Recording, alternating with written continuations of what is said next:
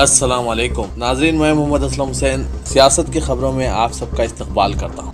Bharatiya Janata party ने Himachal Pradesh assembly इंतखाबात के लिए उम्मीदवारों की पहली फहरिस्त जारी कर दी है। बीजेपी ने पहली फहरिस्त में 62 सीटों के लिए अपने उम्मीदवारों का ऐलान किया है। बीजेपी ने चीफ मिनिस्टर जयराम ठाकुर को सिराज असेंबली सीट से अपना उम्मीदवार बनाया है। इसके साथ ही इस बार प्रेम कुमार धूमल का कार्ड साफ हो गया है, जो गुज़िश्ता इंतखाबात में बीजेपी के वज़ीर आला के उम्मीदवार थे। बीजेपी ने ऊना से सतपाल सिंह सती और मंडी से अनिल शर्मा को मैदान में उतारा है। पवन काजल कांगड़ा को बीजेपी से टिकट मिला है। बीजेपी ने हमीरपुर सीट से नरेंद्र ठाकुर और सोजनपुर सीट से कैप्टन रंजीत सिंह को मैदान में उतारा है। गुज़िश्ता इलेक्शन में वज़ीर आला प्रेम कुमार धूमल का खिताब इस बार वाज़ेह हो गया है। हिमाचल प्रदेश के 2 बार वज़ीर आला रहने वाले बुजुर्ग रहनुमा प्रेम कुमार का नाम बीजेपी की तरफ से जारी करदा 62 उम्मीदवारों की पहली फहरिस्त में नहीं है। हिंदुस्तान में एक बार फिर कोरोना इन्फेक्शन का खतरा मंडलाने लगा है, जबकि त्यौहार करीब है। कई रियासतें कोविड के हवाले से एडवाइजरी जारी कर रही है। दरअसल मरकजी वजीर सेहत डॉक्टर मनसुख मंडवाया ने कोविड-19 की सूरत हाल का जायजा लेने के लिए एक आला सतही मीटिंग की। वाज़ेह है कि इस मीटिंग में ओहदेदारों को हिदायत दी गई है कि वो जल्द अज जल्द नए वेरिएंट का पता लगाएं। इसके लिए जेएनयू की तरतीब को तेज किया जाना चाहिए। मरकजी वजीर सेहत डॉक्टर मनसुख मंडवाया ने कहा कि एक मौसर हिकमत अमली तैयार करनी होगी। इसके साथ ये भी यकीनी बनाना होगा कि अमल दरामद बेहतर तरीके से हो। दरअसल मुल्क की दारुलहुकूमत दिल्ली समेत कुछ रियासतों में गुज़िश्ता कुछ दिनों से कोरोना के मामलात में इजाफा देखा जा रहा है। महकमा सेहत से मौसूल आदाद शुमार के मुताबिक दिल्ली में कोविड के 429 मामले सरगर्म हैं, जिनमें 329 मरीज घरों से अलग थलग है। आज चारशंबे को ज़राए से मिली इत्तला के मुताबिक कौमी तहकीकाती एजेंसी यानी NIA ने मगरबी बंगाल के मोमिनपुर में 9 अक्टूबर को हिंदू मुखालिफ तशद्दुद के सिलसिले में एक केस दर्ज करके तहकीकात का आगाज़ कर दिया है। वज़ारत दाखिला के इंसदाद दहशतगर्दी और काउंटर रेडिकलाइजेशन डिवीज़न ने एजेंसी को फर्स्ट इंफॉर्मेशन रिपोर्ट दर्ज करने और मामले की संगीनी को देखते हुए मुकम्मल तहकीकात शुरू करने की हिदायत के बाद ये इक़दाम उठाया गया है। वज़ारत दाखिला का हुक्म कोलकाता हाई कोर्ट की हालिया हिदायत पर अमल पेरा है, जिसने इस माह के शुरू में इकबालपुर मोमिनपुर फ़िरक़ावाराना तशद्दुद से मुतालिक एक रिट पिटीशन की समाअत करते हुए रियासती पुलिस को तजुर्बेकार पुलिस एहलकारों पर मुश्तमिल खुसूसी तहकीकाती टीम की तश्कील का हुक्म दिया था, जिसके बाद आज इसे NIA के हवाले कर दिया गया है। झारखंड के वज़ीर आला हेमंत सोरेन ने कहा है कि बिल्किस बानो केस में जो कुछ हुआ है, इससे इस्मत दरी करने वालों की हौसला अफजाई हो रही है। बिल्किस बानो की इस्मत दरी करने वालों का रिहा होना इंतहाई एक अफसोसनाक बात है। चीफ मिनिस्टर झारखंड हेमंत सोरेन ने कहा कि गुजरात में बिल्किस बानो के मामले में कसूरवारों की रिहाई का हुक्म मरकजी हुकूमत से आया है। ऐसा वाक़या एक समाजी बुराई है। इंतज़ामिया सज़ा देनी चाहिए। अदालत इंसाफ करेगी, तभी इस मुआशरती बुराई का सदबाब होगा। ऐसे लोगों को गंदी सियासत के लिए छोड़ा जा रहा है। अगर मरकजी हुकूमत ऐसे अहकामात देती है तो रियासतों में इसका क्या असर होगा। बहुत अजीब सूरत हाल हो गई है। मरकजी हुकूमत की तरफ से यह पैगाम दिया जा रहा है कि इस तरह के वाक़यात को अंजाम दिया जाए। ये लोग किसी भी हद तक जा सकते हैं। मरकजी हुकूमत ने सुप्रीम कोर्ट से कहा है कि वो पार्लियामेंट को मुल्क में यकसा सिविल कोड से मुतालिक कोई कानून बनाने या नाफिज करने की हिदायत नहीं दे सकती। वज़ारत कानून व इंसाफ ने अपने हलफनामे में कहा है कि पॉलिसी का मामला अवाम के मुंतखब नुमाइंदों को तय करना है और इस सिलसिले में मरकज़ की तरफ से कोई हिदायत जारी नहीं की जा सकती। साथ ही मरकज़ ने कहा कि एडवोकेट अश्विनी उपाध्याय की यकसा सिविल कोड से मुतालिक अर्जी को फौरी तौर पर खारिज किया जाए। हालांकि सरकार ने सुप्रीम कोर्ट में दायर अपने हलफनामे में कहा कि वो यकसा सिविल कोड के हक़ में है, क्योंकि इसकी वजह से मुल्क को मज़ीद मुत्तहिद करने का मौका मिलेगा और यह हमारे आइन के आर्टिकल 44 में दर्ज भी है। इसे हुकूमत की पॉलिसी पर छोड़ा गया है, इसलिए सुप्रीम कोर्ट ऐसी कोई हिदायत जारी ना करे, बल्कि इसे पार्लियामेंट को तय करने दें। मुल्क की अदालतों में जजों की तकर्रुरी ना कर पाने का मलाल मोदी हुकूमत में खुलकर सामने आ गया है। मरकजी वजीर कानून किरण रिजिजू ने RSS के अखबार पंचजनिया की जानिब से मुनक़िदा एक कॉन्फ्रेंस से खिताब करते हुए जजों की तकर्रुरी के सिस्टम को कालाजिम पर सवाल उठाए और कहा कि इसमें शफ़ाफियत बिल्कुल नहीं है। उन्होंने कहा कि सियासत में क्या हो रहा है, सियासतदान क्या कर रहे हैं और क्या कर रहे हैं और क्या होना चाहिए, हुकूमत के मुख्तलिफ महकमा किस तरह काम कर रहे हैं, वो सब अवामी मुशाहिदे में मौजूद है। अवाम इसे देख सकते हैं और अपनी राय भी देते हैं, लेकिन जजों का अपनी तकर्रुरी करने का सिस्टम ना अवाम को मालूम होता है और ना हुकूमत के पास कोई मालूमात पहुँच पाती है। किरण रिजिजू ने अपने तवील खिताब में कॉलेजियम को मज़ीद तनकीद की और कहा कि सिस्टम से अवाम बिल्कुल भी खुश नहीं है, क्योंकि इसमें शफाफियत नहीं है और ना इन्हें मालूम होता है कि मुल्क की अदलिया में जजों की तकर्रुरी किस बुनियाद पर हो रही है। जनूबी हिंद की रियासत कर्नाटक में भगवा तंजीमों ने एक मुहिम शुरू की है जिसमें लोगों पर जोर दिया जा रहा है कि वो दिवाली के त्यौहार में हलाल मसनूआत यानी हलाल सर्टिफाइड प्रोडक्ट का बायकॉट करें। ये तंजीमें हलाल सर्टिफिकेशन से नजात के लिए भी तहरीक चला रही है। हिंदू जन जागृति समिति के रियासती तर्जुमान मोहन गौड़ा ने ऐलान किया था कि दिवाली के मौके पर हलाल के खिलाफ तहरीक जारी रहेगी। तहरीक के तहत लोगों से कहा जा रहा है कि वो पटाखे, त्यौहार की मसनूआत और हलाल सर्टिफिकेशन वाले गोश्त खरीदने से गुरेज करें। नेज़ इस तरह की चीज़ों का खरीदारी के वक्त इस बात का ख्याल रखा जाए कि हलाल मसनूआत ना लें, हलाल गोश्त ना खाएं। जवाहरलाल नेहरू यूनिवर्सिटी के साबिक तलबा लीडर उमर खालिद को दिल्ली हाईकोर्ट ने बड़ा झटका दिया है। दिल्ली फसाद मामले में साजिश तैयार करने और यूएपीए के तहत गिरफ्तार उमर खालिद की जमानत की अर्जी को दिल्ली हाईकोर्ट ने खारिज कर दिया। कोर्ट ने यह जवाब पेश किया कि इसे उमर खालिद की अर्जी में कोई मेरिट नजर नहीं आया, जबकि पुलिस ने इनके खिलाफ जो इल्जामात आयद किए हैं और जिन सबूतों को पेश किया जा रहा है इन्हें नज़रअंदाज नहीं किया जा सकता। वो सबूत निहायत वाज़ेह हैं और इनकी बुनियाद पर जुर्म साबित किया जा सकता है, इसलिए उमर खालिद को फिलहाल जमानत नहीं दी जा सकती। उत्तर प्रदेश सुल्तानपुर के इब्राहिमपुर कस्बे में दुर्गा मूर्ति विसर्जन के मौके पर हुए फिरक़ेवाराना तशद्दुद के बाद मुसलमानों की एक तरफा गिरफ्तारी अमल में आ रही है। अब तक जिन 32 लोगों की गिरफ्तारी हुई है इनमें जामे मुस्तफ़ा कादरिया मौज़ा इब्राहिम पोरवलीपुर के 17 मासूम तलबा शामिल हैं, जबकि 2 मदरसे और 1 मेंबर भी गिरफ्तार हुए हैं। इसके अलावा मुकामी ख़वातीन की तरफ से मजलूमियत पर मबनी वीडियो भी सामने आई है। इन हालात के मद्देनज़र जमाअतुल उलमा हिंद मौलाना महमूद असद मदनी ने वज़ीर आला उत्तर प्रदेश योगी आदित्यनाथ को गुज़िश्ता हफ्ते ख़त लिखकर फौरी इक़दाम की तरफ तवज्जो दिलाई थी। इसके बाद मौलाना हकीमुद्दीन क़ासिमी नाज़िम उमूमी जमाअतुल उलमा हिंद की क़यादत में जमात के एक वफ़द ने सुल्तानपुर का दौरा किया और वहाँ इब्राहिमपुर के मुतासरा लोगों से मुलाकात की। इस मौके पर मैनेजर जामे मुस्तफ़ा कादरिया और बाशिंदगान वलीपुर ने सदर जमाअतुल उलमा हिंद के नाम एक मकतूब भी सौंपा जिसमें इंसाफ के लिए इनकी तरफ से मुकदमा लड़ने की गुजारिश की गई है। आज नई दिल्ली में मौलाना महमूद असद मदनी ने इसके मद्देनज़र ऐलान किया कि जमाअतुल उलमा हिंद की तरफ से हर मुमकिन कानूनी इमदाद फराहम की जाएगी। मदरसे के ज़ेर तालीम 9 उम्र तलबा की गिरफ्तारी पर हमें अफसोस है। नेज़ ये भी हैरत की बात है कि अब तक सिर्फ एक तरफा गिरफ्तारी हुई है। मध्य प्रदेश के खरगोन में रामनवमी के जुलूस के दिन कुछ इलाकों में फसादात फूट पड़े थे। कई लोगों की इमलाक को नुकसान पहुंचा था। हुकूमत ने फसादात में हुए नुकसान की तलाफी के लिए एक ट्रिब्यूनल तश्कील दिया है। फसाद मुतासरीन की शिकायत पर हिंदू मुस्लिम दोनों फरीकों के लोगों को नोटिस जारी किए गए हैं। नोटिस मौसूल होने वालों में एक 12 साल बच्चा भी शामिल है। अगर फैसले पर अमल होता है तो शिकायत कुंदे को 2,90,000 अदा करना होंगे।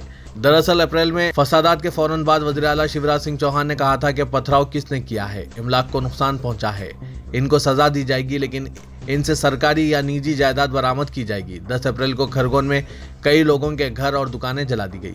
मध्य Pradesh prevention and recovery of damage to public property act के तहत कायम ट्रिब्यूनल में शिकायत आने लगी। 25 अगस्त 2022 को एक खातून की शिकायत पर क्लेम्स कमिश्नर ने 12 साल बच्चे को भी नोटिस भेजा। दावा 2,90,000 का था। ताहम बच्चे के अहले खाना का कहना है कि फसाद के वक्त वो घर पर ही था। इसकी मां रानू ने एनडीटीवी को बताया कि 12 साल का बच्चा है। जब इसे नोटिस मिला तो वो डर गया। पुलिस की घबराहट की वजह से वो बीमार हो गया है। जब पत्थर बरसाए जा रहे थे तो हम सो रहे थे और मेरा बच्चा भी घर पर था। बच्चे के वालिद कालू खान मजदूर हैं। इन्हें 4 लाख अदा करने का नोटिस भी मिला है। कालू ने कहा, मैं घर गया, हम रात का खाना खाकर सो गए थे, मेरा बच्चा नाबालिग है, मुझे 4,80,000 का नोटिस भी मिला है, जबकि हम सब घर पर थे, हमें इंसाफ चाहिए। बच्चे के वालिदैन ने हाईकोर्ट में पनाह ली, ताहम अदालत ने इन्हें दावा अथॉरिटी के सामने अपना केस पेश करने को कहा है। अक़वाम मुत्तहिदा के सेक्रेटरी जनरल एंटोनियो गुटेरेस अपने 3 रोज़ा दौरे हिंदुस्तान पर आज 4 शुंबे को मुल्क में पहुंच गए हैं। दौरे के पहले दिन वो मुंबई के ताजमहल पैलेस होटल में 26/11 के दहशतगर्दाना हमले में हलाक होने वालों को खिराज अक़ीदत पेश कर रहे हैं। एंटोनियो गुटेरेस 4 शुंबे और मंगल की आधी रात के बाद लंदन से कमर्शियल फ्लाइट से मुंबई पहुंचे। इनकी आमद पर हुकूमत महाराष्ट्र के सीनियर अफसरान ने इनका इस्तकबाल किया। बाद में वो जनूबी मुंबई के ताजमहल पैलेस होटल गए, जहां वो 26/11 के दहशतगर्दाना हमलों में हलाक होने वालों को खिराज अक़ीदत पेश किया। ताजमहल पैलेस होटल इन जगहों में से एक था जिसे 26 नवंबर 2008 को दहशतगर्दाना हमलों के दौरान निशाना बनाया गया था। तेलंगाना के वजीर फाइनेंस टी हरीश राव ने कहा कि अगर मोंगुर ज़मीनी इंतखाब में बीजेपी को वोट दिया गया तो मरकजी हुकूमत पकवान गैस की कीमत को 1,200 रुपये से बढ़ाकर 1,500 रुपये कर देगी और ज़रिए बरक़ी कनेक्शन को बरक़ी मीटर्स लगा देगी। हरीश राव ने आज रियासती वजीर बरकी जगदीश रेड्डी के साथ पार्टी उम्मीदवार के प्रभाकर रेड्डी के हक में रोड शो का इनेकाद करते हुए कहा कि जिला नलगुंडे को फ्लोराइड से निजात दिलाने का एजाज चीफ मिनिस्टर केसीआर को हासिल है। उन्होंने 2003 को मरीगडम का दौरा किया था और इसी वक्त अवाम से वादा किया था और अलहदा तेलंगाना रियासत की तश्कील के बाद जिला नलगुंडे के अवाम से किए गए वादे को पूरा किया गया है। तेलंगाना के बारे में बात करने का बीजेपी के कायदीन को अखलाकी हक भी नहीं है। तहरीक के दौरान जब इस्तीफा देने की बात आई तो मौजूदा मरकजी वजीर जी किशन रेड्डी ने राह फरार इख्तियार की थी। कॉन्ट्रैक्ट के लिए असेंबली की रुकनीत से इस्तीफा देने वाले बीजेपी के उम्मीदवार कोमट रेड्डी राजगोपाल रेड्डी ने इन्हें वोट देकर कामयाब बनाने वाले हल्के असेंबली मंगूर के अवाम की तौहीन की है। बीजेपी को कामयाब बनाने पर 3,000 रुपये पेंशन देने का अवाम से वादा किया जा रहा है। जिन रियासतों में बीजेपी बरसत इख्तिदार है, क्या उन रियासतों में अवाम को 3,000 रुपये पेंशन दिया जा रहा है? उन्होंने बीजेपी से इस्तफसार किया। हरीश राव ने अवाम को मशवरा दिया कि वो बीजेपी के झूठे वादों पर भरोसा न करें। कांग्रेस कायद राहुल गांधी की भारत जोड़ो यात्रा के शेड्यूल में मामूली तब्दीली आई है। हाल ही में ऑल इंडिया कांग्रेस के जनरल सेक्रेटरी के.सी. वेणुगोपाल ने हैदराबाद पहुंचकर तेलंगाना में राहुल गांधी की भारत जोड़ो यात्रा के तैयार करदा शेड्यूल का जायजा लिया था। पहले तैयार करदा शेड्यूल के मुताबिक 23 अक्टूबर था 6 नवंबर पदयात्रा की जाने वाली थी। ताहम ताज़ा तब्दीलियों के बाद अब यात्रा 7 नवंबर को तेलंगाना में अख्तिताम को पहुंचेगी। ताज़ा शेड्यूल के मुताबिक 23 अक्टूबर को सुबह 11 बजे राहुल गांधी की भारत जोड़ो यात्रा जिला नारायणपेट के कृष्णा मंडल में दाखिल होगी। से मक्थल तक दिन भर पदयात्रा जारी रहेगी, जिसके बाद दिवाली त्यौहार के पेश नज़र 3 दिन तक 24, 25 और 26 अक्टूबर तक यात्रा को वक्फा दिया जा रहा है। इसके बाद 27 अक्टूबर से यात्रा मक्थल से दोबारा शुरू होगी और 3 नवंबर तक जारी रहेगी। 4 नवंबर को दोबारा यात्रा के लिए वक्फा रहेगा। 5 नवंबर को जिला संगारेड्डी के असेंबली हल्के इंदौल के चौंकुर से यात्रा का आगाज होगा। 7 नवंबर को शाम 7 बजे जिला कामारेड्डी के जक्कल असेंबली हल्के के शाहपुर मिर्जापुर हनुमान मंदिर के पास यात्रा पहुंचते हुए इसका इख्तिताम में अमल में आएगा, जहां से राहुल गांधी महाराष्ट्र को रवाना हो जाएंगे। तेलंगाना के वजीर आईटी के.टी. रामाराव ने बिल्किस बानो इस्मत रेड्डी मुजरिमीन को मरकजी हुकूमत की जानिब से जेल से रिहा कराने की खबरों पर रद्दअमल का इजहार करते हुए इसको चौंका देने वाला फैसला करार दिया और बीजेपी को सख्त तनकीद का निशाना बनाया। केटीआर ने कहा कि अभी तक वो ये समझते थे कि गुजरात हुकूमत ने कातिलों और इस्मत रेड्डी करने वाले कैदियों को जेल से रिहा करते हुए सारे मुल्क के लिए गलत मिसाल कायम की है। ताहम गुजरात हुकूमत ने सुप्रीम कोर्ट को बताया कि मरकजी हुकूमत के ग्रीन सिग्नल पर इन कैदियों को रिहा किया गया। इन खबरों पर केटीआर ने हैरत का इजहार करते हुए इसको बदबख्ताना फैसला करार दिया। लाइफ साइंसेस क्लस्टर जेन्यू वैली में तरक्की के तीसरे मरहले का ऐलान करते हुए वजीर इंफॉर्मेशन टेक्नोलॉजी के तारक रामाराव ने मजमूई तौर पर 1100 करोड़ रुपए के 5 प्रोजेक्ट्स का संग बुनियाद रखा, जिसके जरिए 3,000 अफराद के लिए रोजगार के मौके पैदा हो सकते हैं। इन प्रोग्रामों में रियासत के अहम इकदाम बायोफार्मा हब भी शामिल है, जिसका मकसद बायोफार्मा के शोबे पर असरअंदाज होना भी शामिल है। इन 5 प्रोजेक्ट्स की संग बुनियाद तकरीब से खिताब करते हुए तारक रामाराव ने कहा कि जेन्यू वैली में जगह की तलब में इजाफा हो गया है। इस क्लस्टर में जगह की कमी होती जा रही है। कई तरक्याती कामों और तोसी के कामों की तकमील हुई है और आइंदा साल तक हम इसमें 20 लाख मुरब्बा फीट जगह का इजाफा करेंगे। वाईएसआर कांग्रेस पार्टी पर सख्त तनकीद करते हुए जना सेना पार्टी लीडर और अदाकार पवन कल्याण ने कहा कि अगर कोई भी इन्हें पैकेज स्टार कहेगा तो वो इसे अपनी चप्पल से मारेंगे। वाईएसआर के गुंडों को सख्त इंतबा देते हुए उन्होंने अपने चप्पल भी दिखाए। अदाकार खुद पर शख्सी हमलों पर बरहम है और उन्होंने हुक्मरान जमात के कायदीन को सख्त नताइज का इंतबा दिया। पवन कल्याण, जिन्हें पुलिस ने विशाखापट्टनम में किसी भी इजलास को मुखातिब करने से रोक दिया था, मंगलगिरी में प्रेस कॉन्फ्रेंस से खिताब किया। अदाकार से सियासतदान बने पवन कल्याण ने कहा कि हुक्मरान जमात के चंद कायदीन बशमूल chief minister Y S Jaganmohan Reddy इनका तकाबुल एक पैकेज स्टार के तौर पर कर रहे हैं और इल्ज़ाम आयद किया जा रहा है कि उन्होंने बीजेपी और तेलुगु देशम जैसी जमातों से पैकेज हासिल किए हैं। अदाकार ने हुक्मरान जमात को खुली लड़ाई के लिए चैलेंज किया और वाजे किया कि वो बेबुनियाद इल्जामात पर मजीद खामोश नहीं बैठेंगे। सदर बीजेपी तेलंगाना बंडी संजय कुमार ने टीआरएस को गद्दाराना तेलंगाना का टोला करार दिया। आज सहाफियों से बात करते हुए उन्होंने कहा कि तश्कील तेलंगाना के बाद टीआरएस को तेलंगाना मुखालिफिन के गिरोह में तब्दील कर दिया गया और अब बीजेपी मुहिब्बा ने तेलंगाना की अलंबरदार जमात बन चुकी है। तेलंगाना कास्ट से जुड़े असल सिपाही के बाद दीगर बीजेपी में शमूलियत इख्तियार करते जा रहे हैं। मुहिब्बा ने तेलंगाना को एहसास हो चुका है कि हुसूल तेलंगाना के मकासद बीजेपी के जरिए ही पाए तकमील को पहुंच सकते हैं। उन्होंने साबिक रुकन पार्लियामेंट बी नरसैया गौड़ के बीजेपी में शमूलियत इख्तियार करने के फैसले का खैरमकदम करते हुए कहा कि नरसैया गौड़ 19 अक्टूबर को पार्टी के आला कायदीन की मौजूदगी में बीजेपी में शामिल हो रहे हैं और 20 अक्टूबर से मंगोर ज़मीनी इंतखाबात की मुहिम में हिस्सा लेंगे।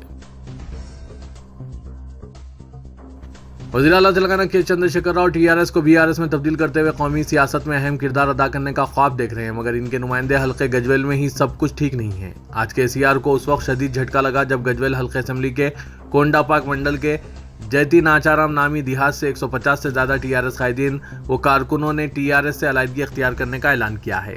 इन अफराद ने शिकायत की कि पार्टी क़यादत इन्हें अहमियत नहीं दे रही है, मुसलसिल नज़रअंदाज किया जा रहा है, देहात के मसाइल हल नहीं हो रहे हैं। डबल बेडरूम मकानात अहल अफराद के बजाय नाअहल अफराद को मंजूर किए गए, इसलिए वो पार्टी की रुकनियत से मुस्तफ़ी हो रहे हैं। इन अफराद ने कहा कि वो बहुत जल्द मुस्तकबिल के लाही अमल का ऐलान करेंगे।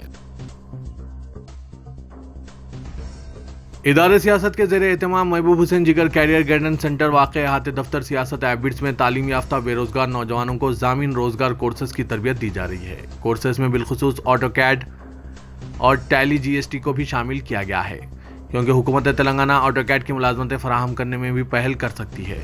इसके अलावा सेंटर हाजा में दीगर पेशेवाराना कोर्सेज जैसे MS office, DTP, accounting packages, tally GST, Revit के अलावा पाइथन, जावा वेब डेवलपमेंट और स्पोकन इंग्लिश की भी तरबियत दी जा रही है। सर्टिफिकेट हुकूमत की जानिब से जारी किए जाएंगे। मज़ीद तफसीलात के लिए इदारे सियासत से रास्त या फिर फ़ोन नंबरात 9652813994, 9393876978 पर रब्त पैदा कर सकते हैं।